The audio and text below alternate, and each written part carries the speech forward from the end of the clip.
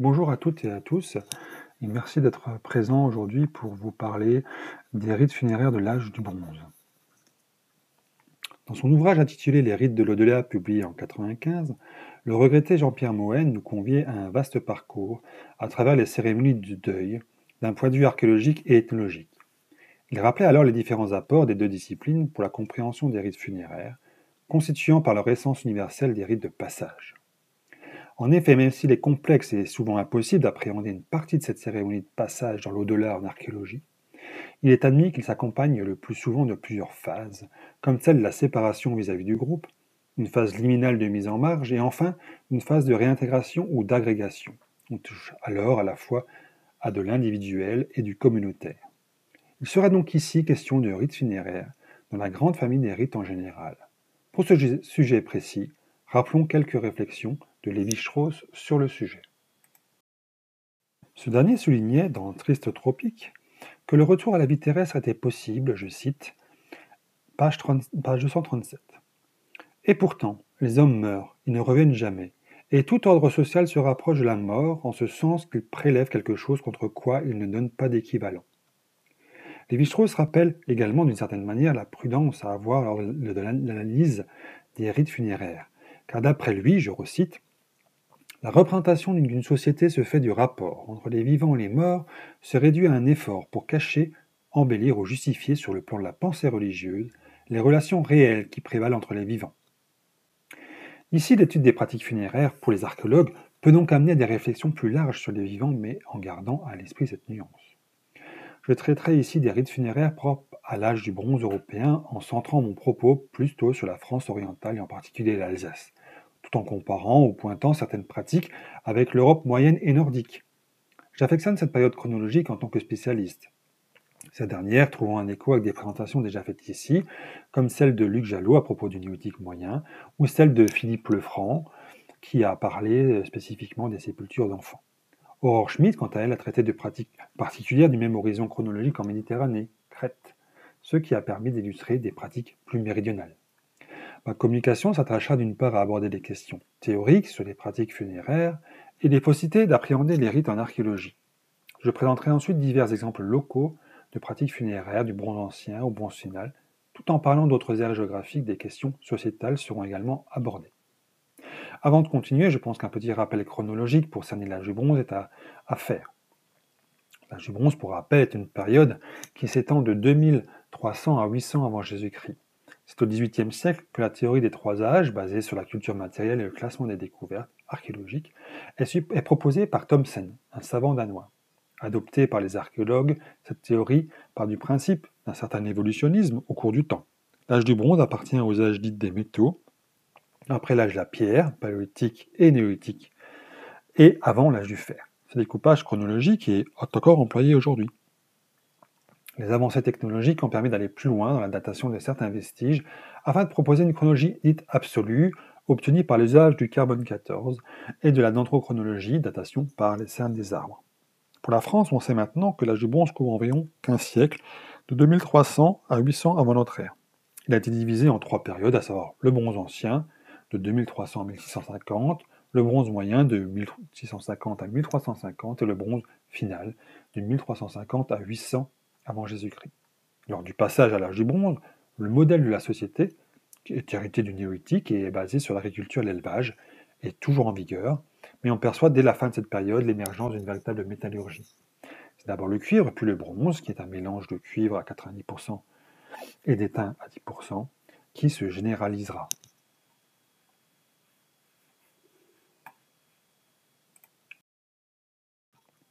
Dans son ouvrage dirigé par Maurice Godelier et consacré à la mort et ses au-delà, ce dernier fait un bilan des travaux présentés en ethnologie et en histoire sur le sujet et pointe différents invariants, que nous pouvons rappeler ici. Un des invariants fait référence à une notion déjà évoquée, à savoir, je cite, que la personne étant décédée, toutes les sociétés se trouvent confrontées à la double nécessité de disposer du cadavre et de séparer du monde des vivants le mort, dont l'âme ou les âmes survivent à son décès. Ce double objectif est réalisé par des rites, qu'on appelle funéraires. Ils précèdent, accompagnent et suivent les funérailles, qui sont le moment où les vivants se séparent, et séparent la société tout entière de leurs morts. Ou, un autre invariant, je cite toujours, les rites funéraires comportent toujours un moment où l'on se sépare du cadavre. Les façons de le faire diffèrent selon qu'on enterre le corps, qu'on l'incinère, qu'on l'expose sur une plateforme pour qu'il se décompose et soit dévoré par les vautours, selon également qu'on l'embaume et qu'on le momifie. Alors dans sa préface, Maurice Godelier souligne que le grand tournant pour comprendre la naissance, et surtout la multiplication des dieux, est la période néolithique, dont l'âge du bronze se situe dans le prolongement. À partir de là, l'humanité domestique un certain nombre de plantes et d'animaux, et l'agriculture et l'élevage l'emportent peu à peu sur la chasse et la cueillette, sans les éliminer cependant. C'est à cette époque qu'en naissent et se développent ces nouvelles formes de dépendance des humains par rapport à la nature, qui naissent dans la pensée des sociétés de multiples dieux de la pluie, du soleil, du vent, etc.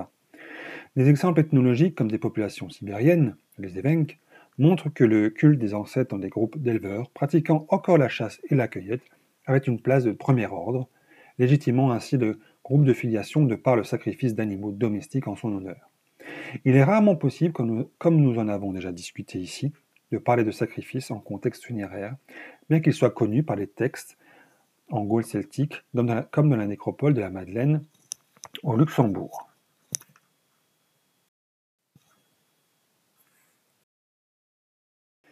Plus à l'est, un exemple publié récemment illustre ces pratiques en Mongolie, sous les complexes de pierre à serre et de Kirigzour à l'âge du bronze tardif, vers 1200-700 avant Jésus-Christ, à Tatsinereg, Arkhangaï.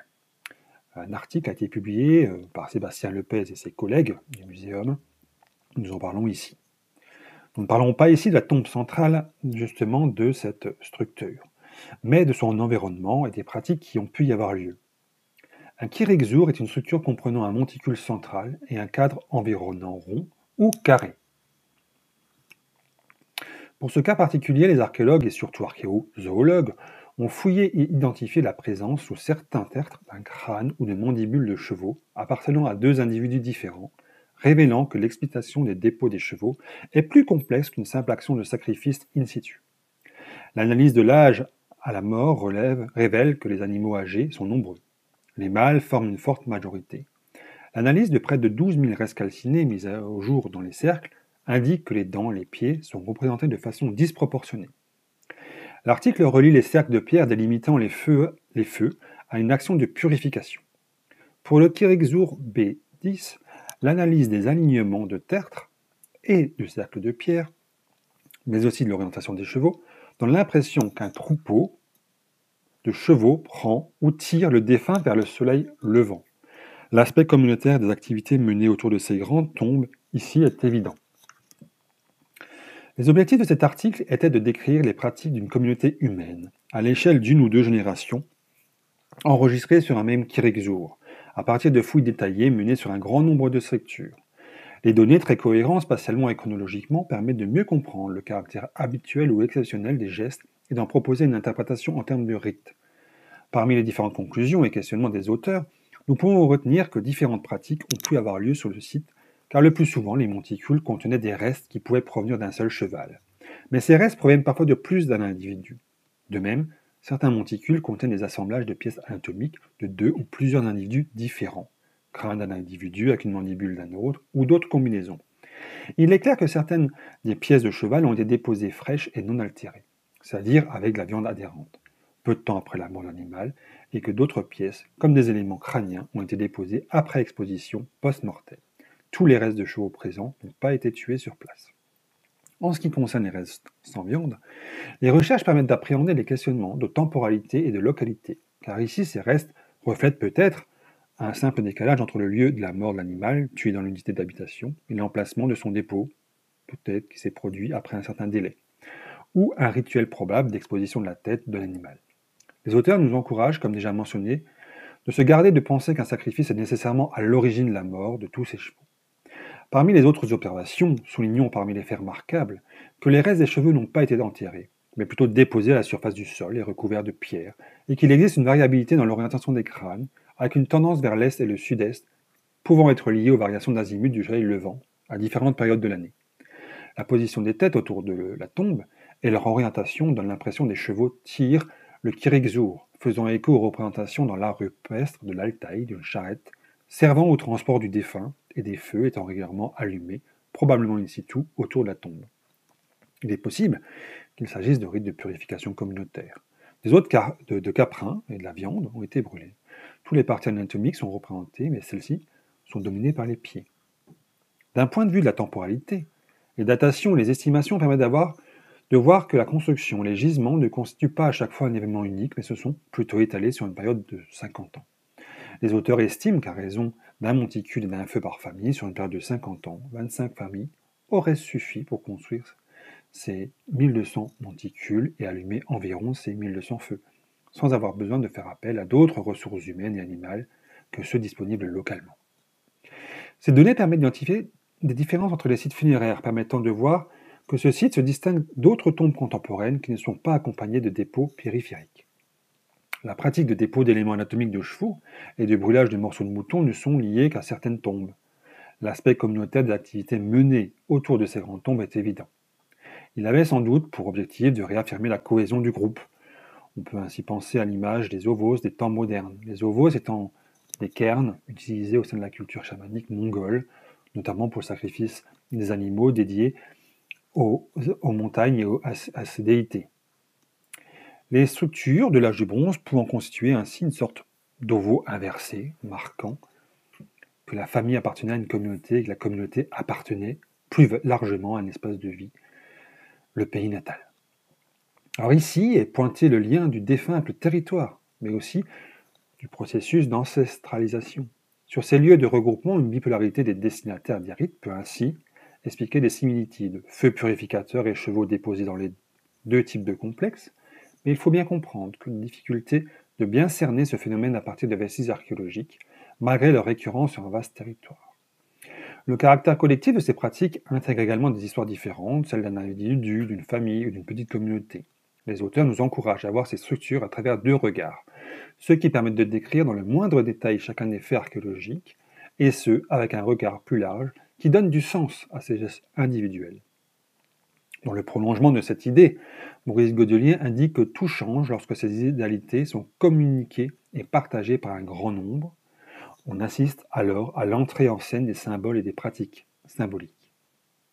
Le domaine du symbolique est précisément l'ensemble des moyens par lesquels les réalités mentales et idéales revêtent les formes et s'incorporent dans des matières qui les rendent communicables. Il peut s'agir, comme nous venons de le voir, de monuments, de postures du corps, de parures particulières. C'est une espèce de langage. Mais le symbolique sert aussi à prouver aux membres d'une société la vérité de ces contenus imaginaires, car il les transforme en des réalités qui tombent sous leur sens et donnent lieu à des séquences d'actes, les rites. En effet, à travers le travail de terrain qui nécessite de déconstruire la donnée avant de la rendre accessible et interprétable, il s'agit pour les archéologues de reconstituer une succession de gestes qui s'inscrivent dans le temps court ou long. Pascal Ruby nous encourage à employer plus fréquemment une grille interprétative basée sur celle des rites de passage propres à Van Gennep. Il s'agit pour lui d'une construction heuristique qui doit aider la découverte, par exemple la recherche d'espaces secondaires, de lieux de pratique plus discrètes. Il suggère ainsi une méthode hypothético-déductive en partant d'un modèle classique afin d'identifier de possibles écarts au modèle. C'est ce que vous avez par exemple dans un article de Pascal Ruby sur la diapositive ici, avec justement l'emploi et des animaux lors de funérailles sur justement la nécropole de la Madeleine. Un des gros avantages des tombes en tant qu'archéologue est de disposer d'ensembles clos, qui très tôt dans la discipline ont constitué des références pour la mise en place de chronologies relatives à partir du mobilier. Au fil du temps, outre cet aspect pratique, les tombes et ensembles funéraires ont permis de documenter d'autres questions comme la démographie, les structures de parenté des groupes sociaux et les identités, le rituel, la religion, le symbolisme et la compréhension du passé et de l'histoire.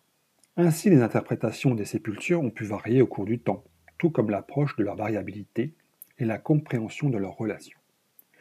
Concernant les approches récentes, deux grosses tendances sont perceptibles. L'une se concentrant sur les entités funéraires complexes, comme des sépultures monumentales, par exemple étudiées en détail, et des groupes de sépultures, souvent avec leur incorporation dans le paysage et le milieu de peuplement. Ceci afin de proposer des reconstructions détaillées de séquences d'actions différentes et de leurs relations qui constituent la base de l'interprétation des événements funéraires et les motifs impliqués. Une autre approche se concentre sur des enregistrements complets, supposés représentatifs, qui, grâce à la classification, permettent des analyses statistiques détaillées permettant de se rapprocher des variabilités des gestes funéraires. Les avancées récentes permettent d'en savoir toujours plus et avec plus de détails sur les populations enterrées, comme l'apport des analyses isotopiques, indiquant le régime alimentaire et de possibles migrations. Pour les pratiques funéraires, ce sont des techniques comme les analyses microstratigraphiques et les analyses géomorphologiques des sols, la géophysique et les techniques de prospection, de télédétection, qui ont amélioré la possibilité d'obtenir des aperçus plus complets de contextes funéraires larges. Mais pourtant, une prise de conscience globale commune semble s'être formée pour affirmer que les enterrements sont non seulement un reflet de la vie au-delà de l'enterrement, mais aussi une expression d'une partie particulière de la vie. En effet, il est à noter que la tendance à la globalisation dans l'interprétation des rites et des pratiques s'efface rapidement dès lors qu'on étudie plus en profondeur les choses.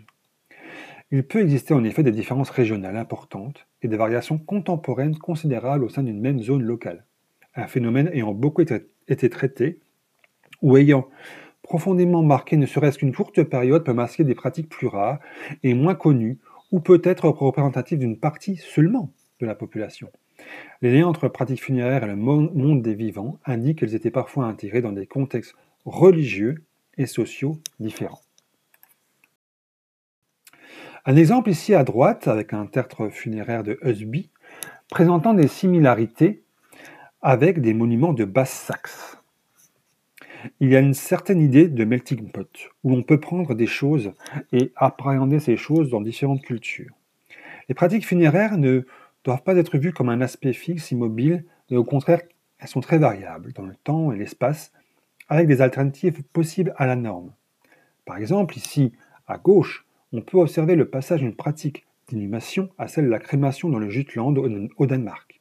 L'exemple de l'émergence de nouvelles conceptions, avec l'apparition des champions en Europe, ne doit pas être pris comme un raz-de-marée de crémation, comme nous le montre l'observation plus précise des menues différences dans les tombes.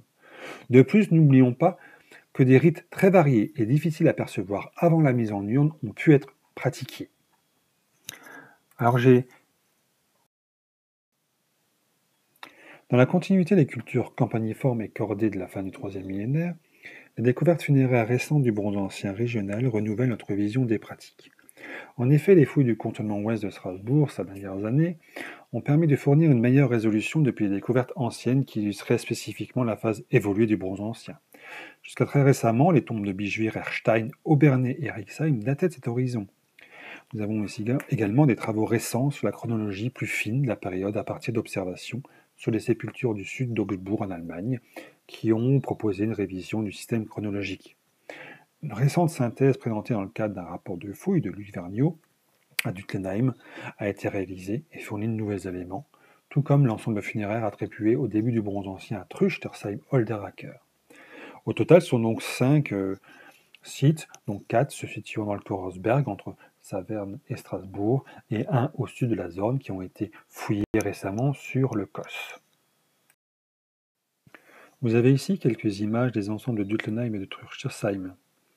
Ce que l'on peut dire, c'est qu'à partir de ces habitats et de ces différentes fouilles, on peut formuler différentes remarques, comme encore l'absence souvent remarquée de lien entre habitat et petit ensemble funéraire. Une majorité de tombes sont regroupées dans des ensembles, des petits ensembles funéraires, pas forcément ordonnés. Les alignements sont plutôt plus ou moins nets selon les sites. Les tombes sont généralement individuelles. Parfois, on a des tombes doubles et une seule fois des tombes triples. Il s'agit le plus souvent de fosses quadrangulaires ou ovales, et rarement des aménagements spécifiques sont visibles, comme des trous de poteaux, ce qui a été vu à Bijuir. Les fosses sont de faible profondeur, souvent. On a la supposition d'un tertre placé au-dessus, mais ce n'est pas forcément toujours certain. Dans les réflexions des archéologues, l'orientation des corps et leur disposition, leur importance, le mobilier fait souvent défaut. Souvent, on reconnaît en tout cas, suivant le sexe des défunts, si c'est un homme ou une femme.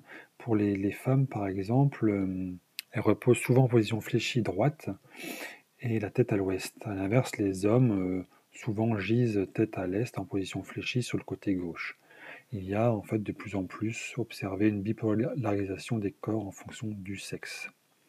Les 8 corps disposés sur le dos ont été observés dans un ensemble funéraire à Riedisheim-Bontrail. Cette particularité est probablement issue de l'influence culturelle d'un autre groupe connu qui s'appelle Aar-Rhône et qui se développe sur le plateau suisse. Alors, il y a également de la paléogénétique qui a été pratiquée. La mortalité est celle d'une population plutôt naturelle. Il est possible également de déduire certaines pratiques et de remarquer qu'en fait, on a surtout des adultes qui sont inhumés. Les jeunes, pour l'instant, on n'en a pas retrouvé beaucoup et ils ont peut-être fait l'objet de pratiques différentes. Pour les liens de parenté, de temps en temps, on a des ensembles qui permettent de voir des relations de premier degré entre deux sites, comme à Griesheim et Puigriesheim. On a ce même schéma qu'on retrouve pour le campaniforme.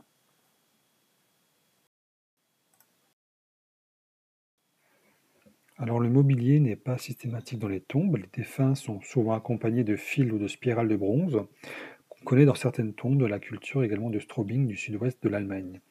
Dans d'autres groupes, comme le groupe d'Adalberg, la confluence Rhin-Main-Neckar, ainsi que celle déjà évoquée de la culture Aar-Rhône. Le mobilier, comme vous voyez, est souvent composé d'objets en os. On a parfois de rares épingles et qui définissent ou qui montrent le lien entre les différentes cultures du bronze ancien à cette période. On a également remarqué un vieillissement fait des objets au bronze ancien A1. Alors en définitive, l'apport de ces nouvelles découvertes ont bien montré une transition nette entre le campaniforme et le bronze ancien qui prend sa place finalement au cours du XXIe siècle avant l'ère commune, précisant notamment les résultats antérieurs qui s'étalaient plutôt sur 2 siècles. Il faut garder également en tête une durée d'utilisation longue des objets en métaux, comme pour les phases postérieures. Par exemple, au Bronze-Final, on a aussi ces phénomènes-là. On constate toutefois que les sépultures ayant livré du mobilier considéré comme ancien ne sont pas celles ayant fourni les dates les plus anciennes. C'est l'exemple, par exemple, d'épingles qu'on appelle type Aganze. On note également un accroissement du mobilier métallique au bronze A2 dans la province nord-alpine.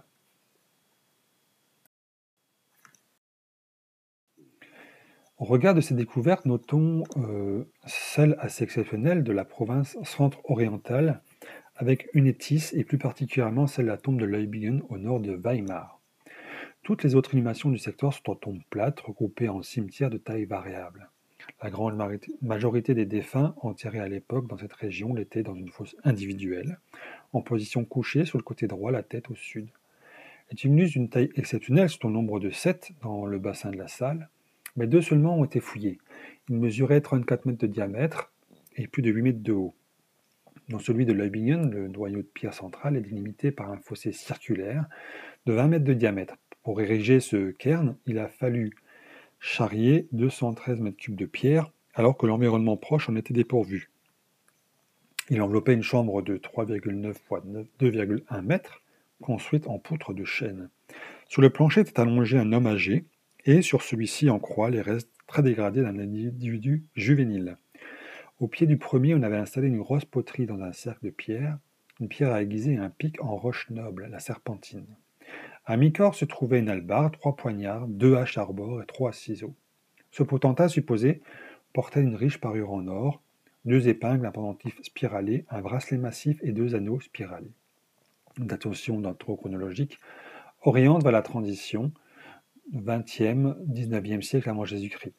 Je ne rentrerai pas plus dans le détail de cette sépulture qu'il ne faut pas forcément voir comme illustrant uniquement le pouvoir individuel et le prestige personnel, mais aussi et surtout comme des mises en scène qui remplissaient probablement des fonctions normatives à travers leur aspect lié au groupe, rassemblement et actions communautaires et rituelles, à travers leurs références traditionnelles.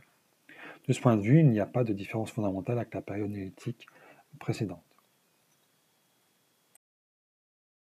À la phase moyenne de l'âge du bronze, on voit apparaître en Alsace la généralisation de l'édification du tertre funéraire, comme en témoignent les nécropoles de la forêt de Haguenau.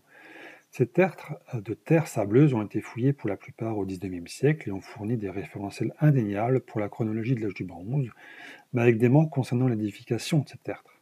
Dans le Haut-Rhin, le tertre de Colmar-Rittweer avait l'objet d'une fouille bien documentée prenant en compte des modes d'édification du monument.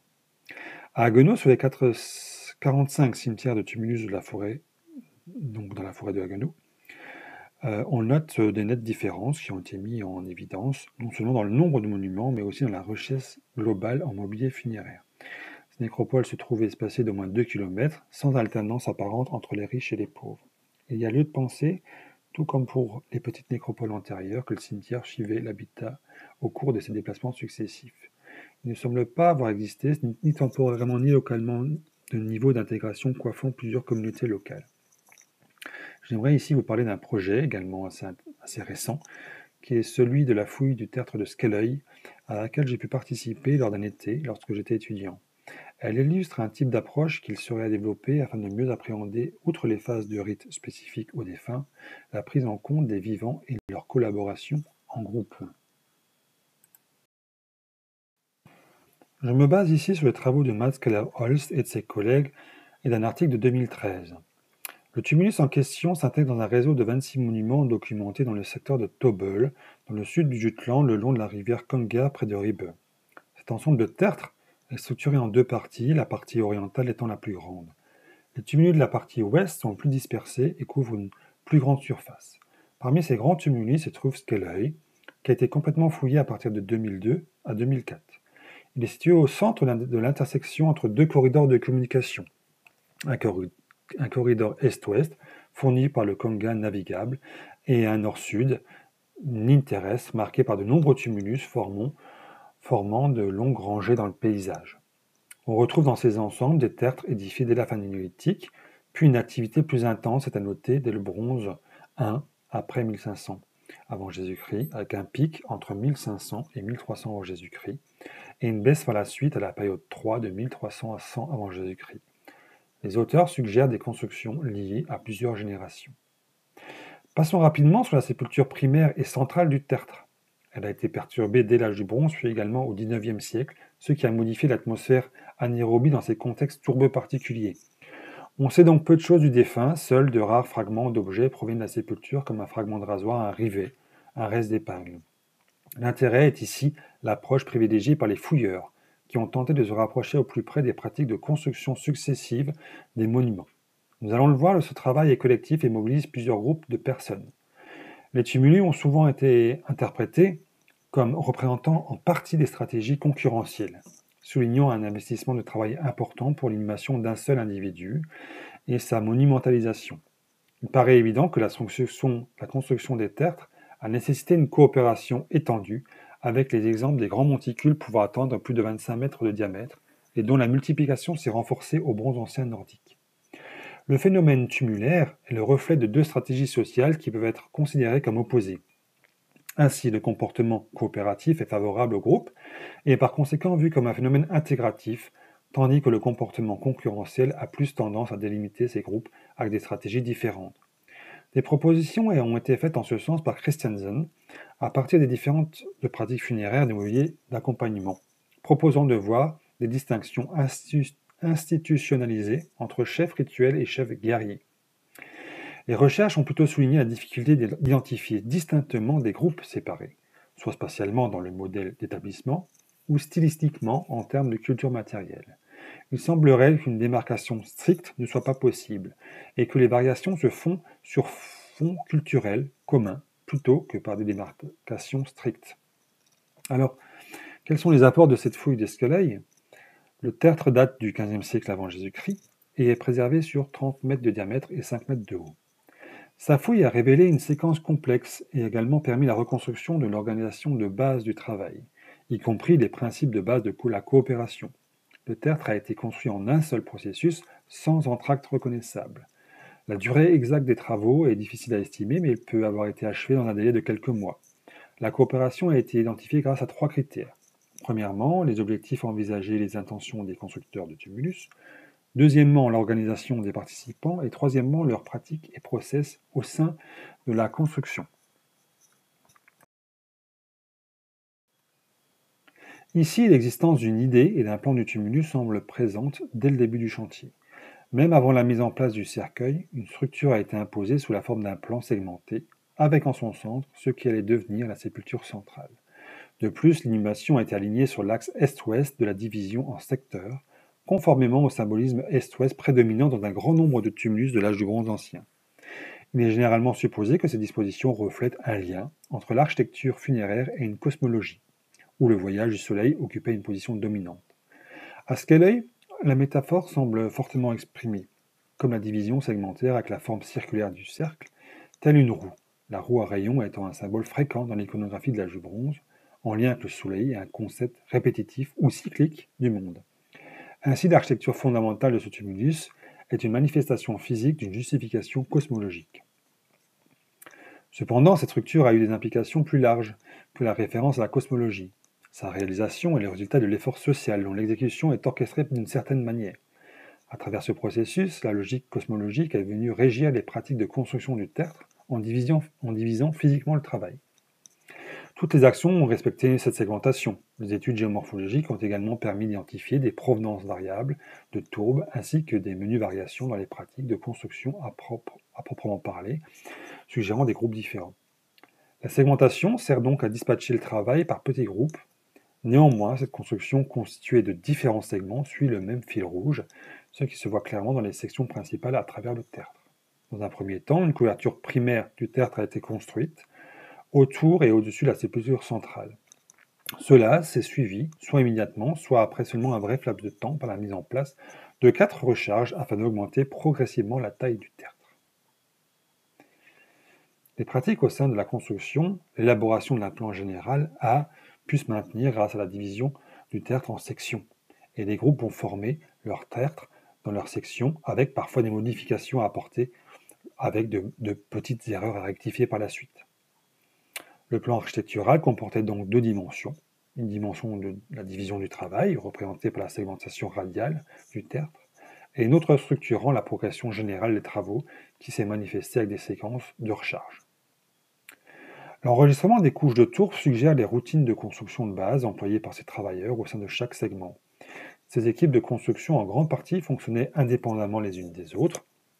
La construction de chaque segment est initiée par la démarcation de la limite extérieure avec une rangée de pierres. L'espace entre cette ligne et la portion précédente étant alors rempli en construisant soigneusement d'autres rangées à l'intérieur. Dans les couches suivantes, la procédure a été répétée et les directions de construction ont été maintenues.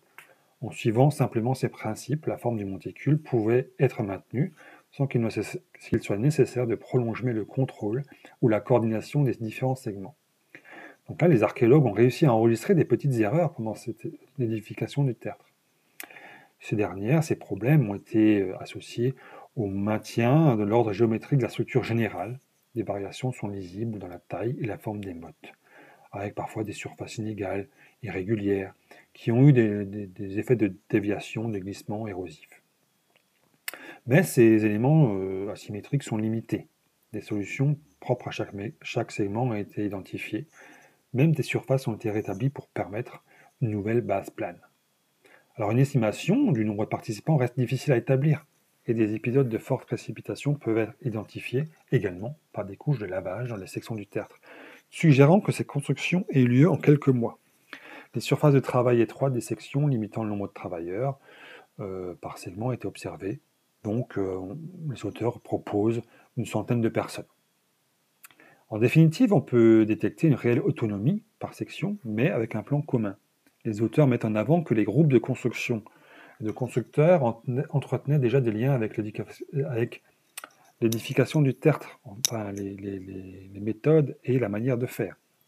Néanmoins, la construction commune a permis de relier dans un temps donné ces groupes dans un même élan, appuyés par une forme particulière du monument, fortement liée à une certaine conception du monde. Ce moment coopératif a peut-être établi un modèle pour d'autres types d'interactions de l'âge du bronze et a joué peut-être un rôle dans la formation de structures sociales. En tant que tel, ces tumuli avaient donc un sens global, où il est complexe de séparer motivation religieuse, cosmologique et politique. Il se peut que cette concurrence de justification soit devenue si forte qu'elle l'emportait sur les coûts importants et les intérêts privés, voire domestiques.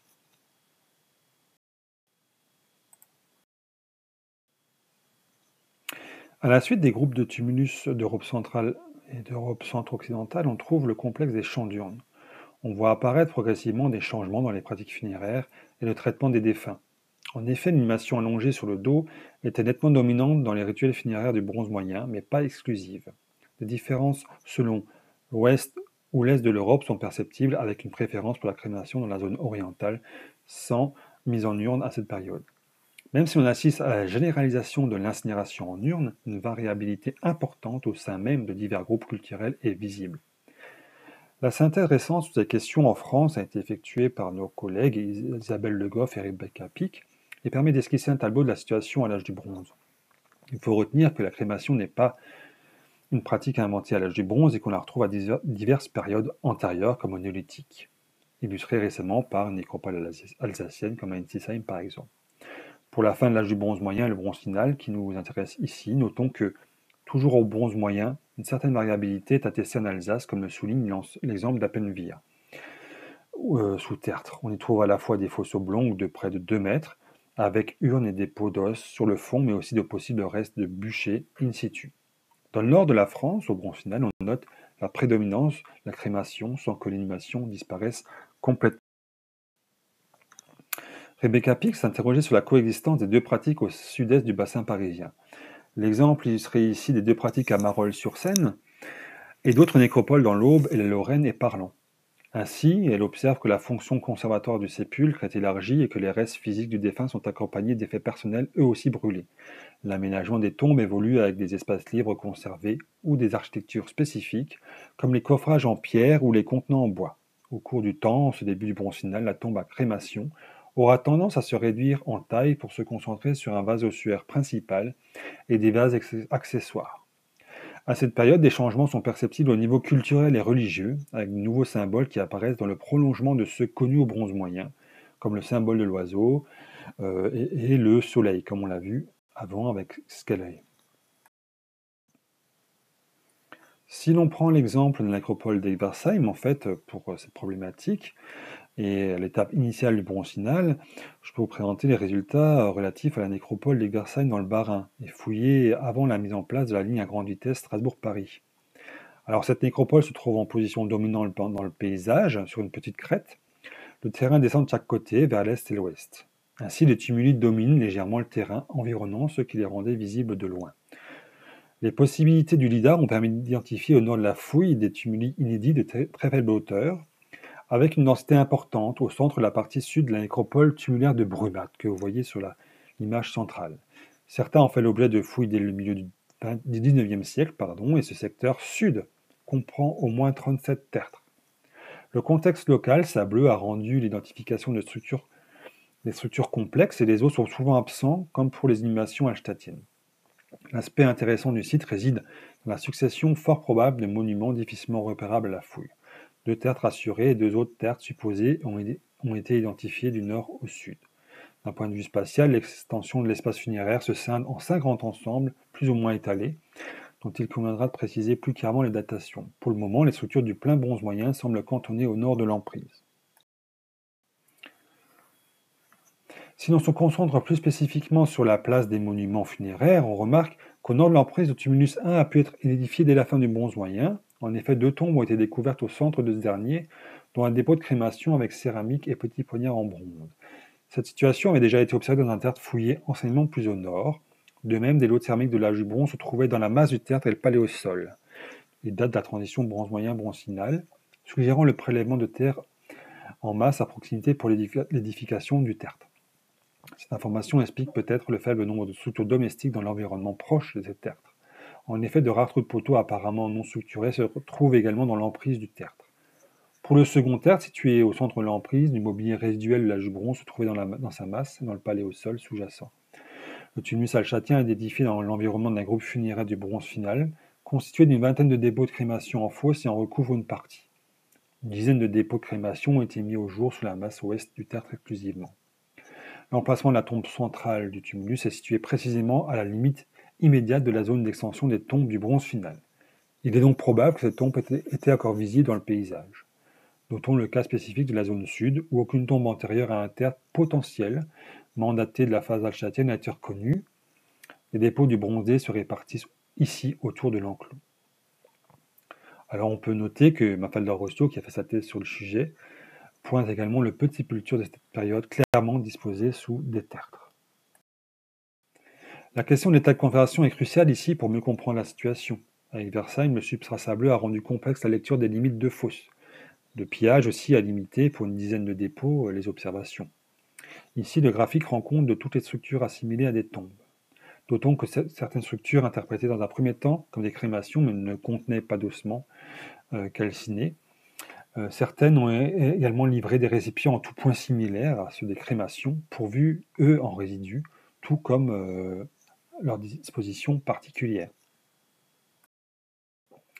L'exemple de la fosse 5029 est ici éloquent, avec seulement 9,3 grammes de faune pour au moins 4 vases dont certains passaient par le feu. C'est également le cas de la fosse 7228 qui n'a pas livré d'os. Pour les crémations douteuses, à chaque fois le doute entre os de faune et os humain est présent. Cette situation de dépôt apparemment non sépulcral a été identifiée sur une autre nécropole barinoise à Ungersheim.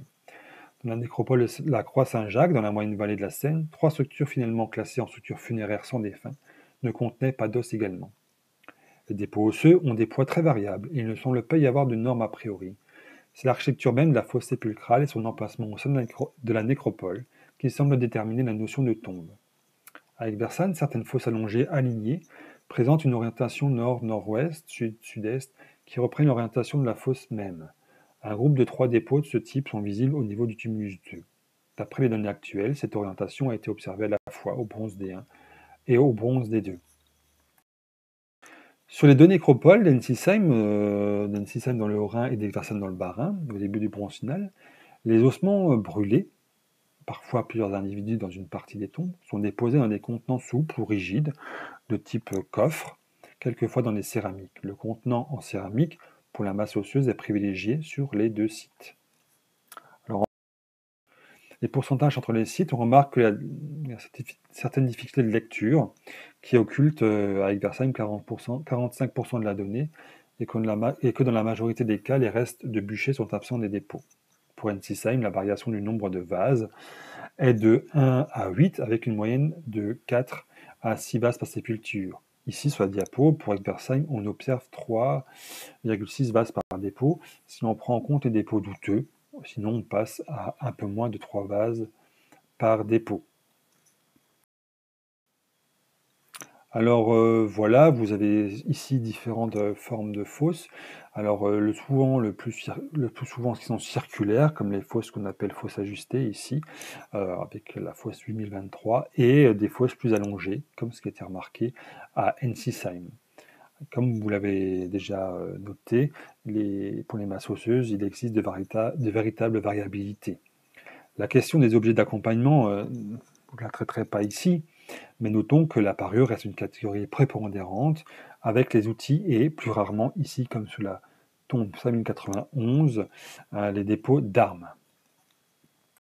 Pour terminer sur cette phase du bronze final, où nous avons surtout parlé de l'étape initiale, signalons la découverte de tombes assez richement dotées, correspondant aux premières tombes à chars dans le domaine nord-alpin.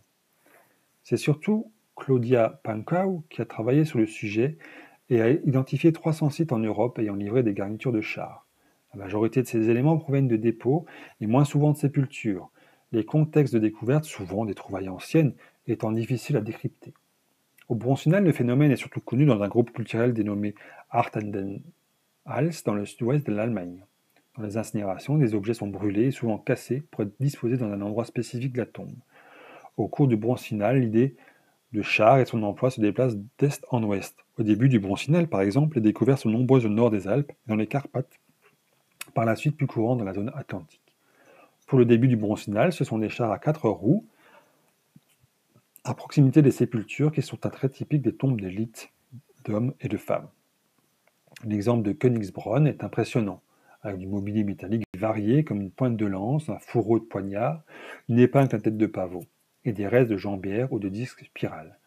Ce phénomène des chars est concomitant des bouleversements connus à cette période dans le domaine du symbolique, mais également du religieux. Alors, que nous apportent ces réflexions et qu'est-ce que nous pouvons garder à l'esprit ? C'est surtout une certaine prudence dans les interprétations, voir aussi le recours parfois à l'ethnoarchéologie.